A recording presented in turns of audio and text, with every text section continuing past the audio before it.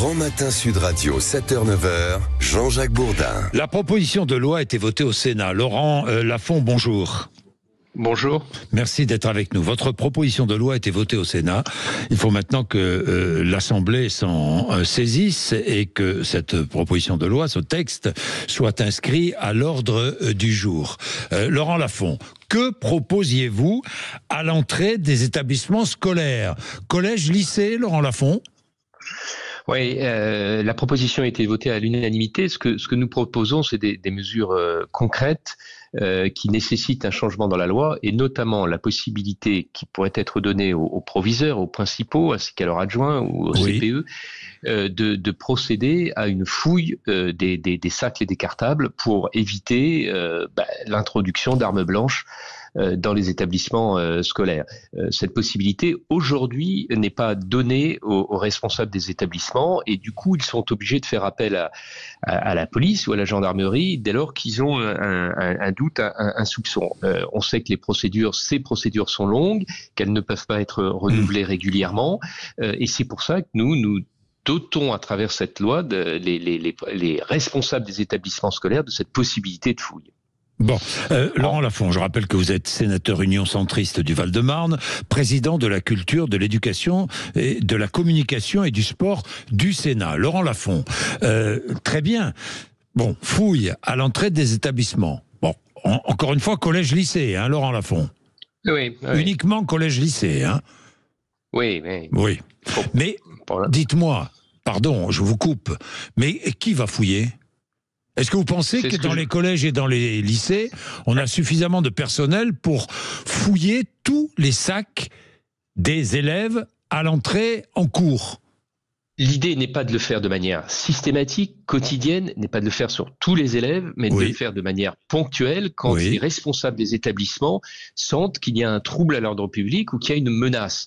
Il y a certaines indications qui font que les responsables des établissements peuvent sentir à un moment donné qu'il y a une menace parce qu'il y a eu un trouble entre des élèves, parce que sur les réseaux sociaux, ils ont eu certaines indications de montée en violence.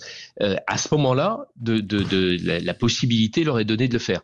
Évidemment, ça serait irréaliste de dire on va fouiller tous les jours tous les élèves à l'entrée des établissements. Ça, ce n'est pas faisable. Mais c'est pas ce que nous proposons. Nous proposons de le faire de manière ponctuelle et circonstanciée et de donner la main aux responsables des établissements. Oui, ça je comprends très bien, Laurent Lafont, mais le drame là qui s'est produit à Nantes, attention, je suis extrêmement prudent sur ce drame parce que il a été dit beaucoup de choses déjà trop vite, bien souvent, par souvent des responsables politiques, mais ce drame, on ne connaît pas bien.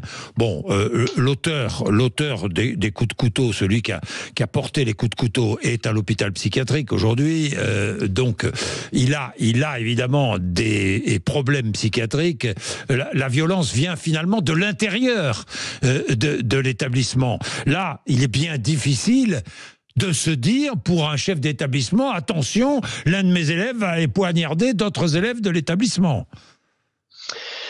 Oui, bien sûr, vous avez raison, il faut être prudent par rapport au drame d'hier.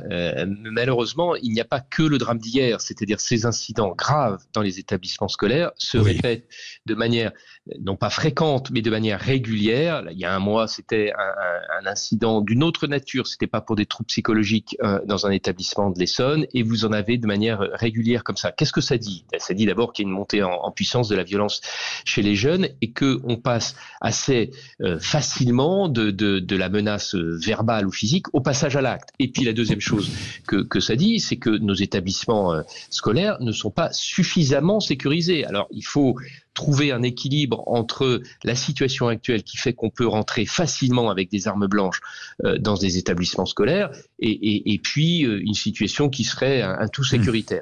C'est pour ça qu'il y a un certain nombre de dispositions qui peuvent être prises. Par exemple, une autre disposition que nous recommandons pour installer des caméras de vidéoprotection devant les établissements scolaires, parce qu'un certain nombre de faits ont lieu non pas à l'intérieur mais devant les établissements scolaires. Il faut une autorisation du conseil d'administration avec des débats qui peuvent être longs, compliqués. On demande que ça soit là aussi à la main des chefs d'établissement et qu'il y ait une information du conseil d'administration uniquement. Voilà un certain nombre de mesures qui peuvent être prises. Est-ce que le gouvernement vous a dit qu'il allait reprendre votre texte ? Ou le soutenir, du moins ? Écoutez, quand il a été voté il y a un peu plus d'un mois au Sénat, il y a eu un soutien du gouvernement. Pour l'instant, il n'a pas annoncé qu'il allait le reprendre et notamment l'inscrire à l'ordre du jour. Oui. Je crois que le drame d'hier est une nouvelle prise de conscience du fait que, en tout cas, le statu quo n'est plus possible et qu'il faut prendre un certain nombre de mesures. Et je souhaite que le gouvernement reprenne ce texte. Bien. Eh ben, merci beaucoup. Merci.